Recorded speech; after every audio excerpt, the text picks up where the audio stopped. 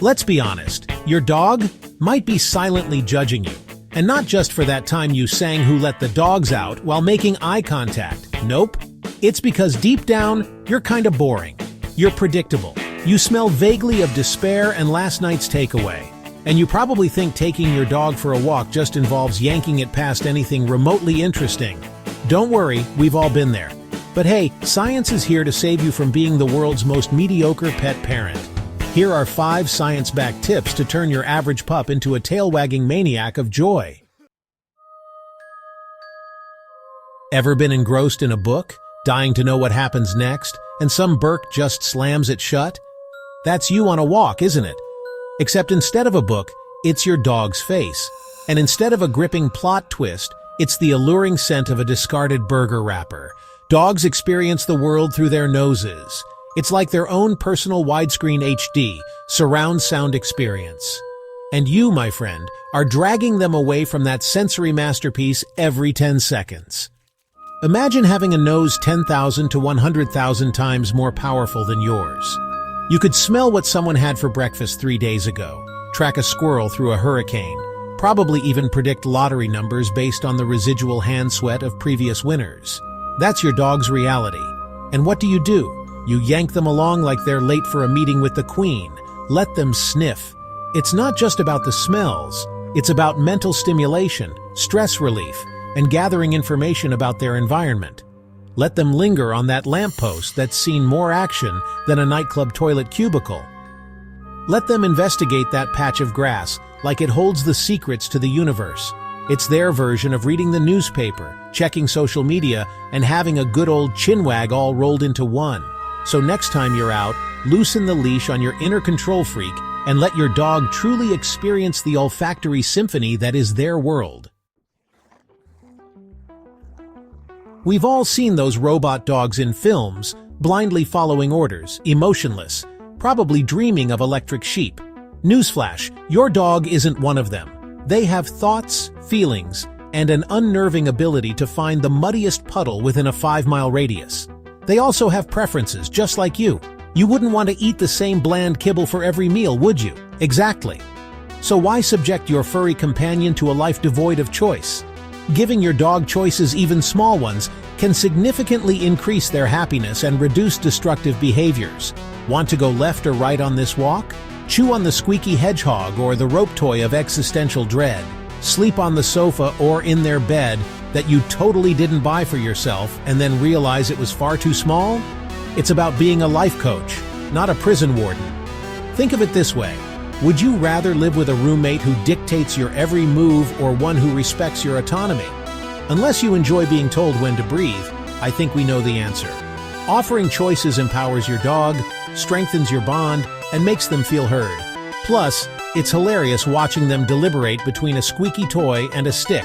It's like watching a furry, 4-legged Hamlet contemplate the meaning of life. So ditch the dictatorship and embrace the democracy. Give your dog some choices and watch their tail wag with the unbridled joy of a being finally in control of their own destiny. Oh, he's a Labrador. He must love fetching. She's a Chihuahua. She must be a nervous ankle biter. Stop right there. You're falling into the abyss of breed stereotypes, and honestly, it's about as deep and meaningful as a puddle after a light drizzle. Sure, breeds have certain predispositions, like how pugs are predisposed to snoring louder than a chainsaw in a library, but every dog, just like every human, is an individual. They're a unique cocktail of genetics, experiences, and, questionable life choices, like eating that thing they found on the sidewalk. Assuming you know everything about a dog based on its breed is like assuming all humans with brown hair like the same music. It's lazy, it's inaccurate, and it's about as much fun as a flea circus in your living room. Instead of relying on tired cliches, take the time to learn what makes your dog tick. What gets their tail wagging? What makes them cower under the coffee table like the world's ending? What's their favorite way to play, to relax, to express their love, apart from the occasional face lick? Observe them, interact with them, and most importantly, listen to them. They might not speak your language, but they'll tell you everything you need to know if you just pay attention. So, ditch the breed stereotypes and embrace the glorious, messy, unpredictable reality of your individual dog. Trust me, it's far more rewarding than forcing a square peg into a round hole, or, a hyperactive husky into a teacup for that matter. We get it. You love your dog. You want to squeeze them, hug them, dress them up in ridiculous outfits and parade them around like a furry little trophy. But here's a newsflash. Sometimes, your dog needs to say nope. Not every dog enjoys being manhandled like a test subject in a cuddle experiment. Some dogs are more introverted, some are sensitive to touch, and some just had enough of your shenanigans for one day. And that's okay.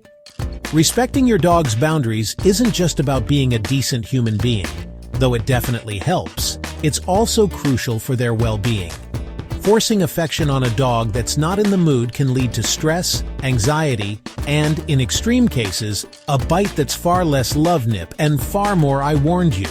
Learn to read their body language. Are they leaning away, yawning excessively, licking their lips nervously?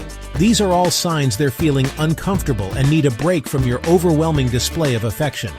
Give them space, let them decompress, and resist the urge to shower them with kisses when they clearly want to be left alone with their thoughts, and probably a chew toy. Remember, a happy dog is a dog that feels safe and respected.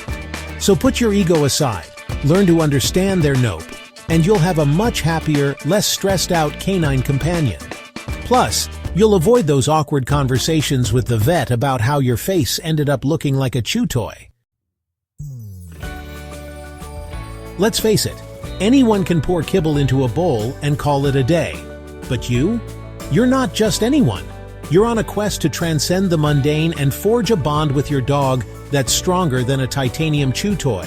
This isn't about showering them with expensive treats and designer collars. Though, honestly, they probably wouldn't complain. It's about building trust, understanding, and a shared language that goes beyond sit and stay. Though those are good starting points, unless you enjoy tripping over a furry obstacle course. Spend quality time with your dog, and I don't mean just scrolling through your phone while they're napping at your feet. Though let's be real, we've all been there. Engage with them, play with them, talk to them in that ridiculous baby voice you pretend you don't do. Learn their quirks, their likes, their dislikes. Figure out what makes them tick, what makes them happy, what sends them running for the hills or under the bed. The more you understand them, the deeper your bond will become. And trust me, a strong bond with your dog is worth more than all the fancy toys and treats in the world. It's a source of unconditional love, endless entertainment, and the comforting knowledge that no matter what life throws your way, you've got a furry little therapist who's always happy to see you. And by therapist, I mean they'll judge you silently while also demanding belly rubs. So yeah, your dog doesn't need luxury treats or designer collars. They need agency, sniffs, space, and you not being a total buzzkill. Try these 5 science-backed tips and watch your dog go from meh to majestic gremlin of joy. You might even learn a thing or two about yourself along the way, like how to appreciate the simple things in life, like the smell of freshly mown grass or the joy of finding a really good stick. Smash that like button like your dog smashes into the couch at full speed, and comment below, what weird thing does your dog do that brings you joy?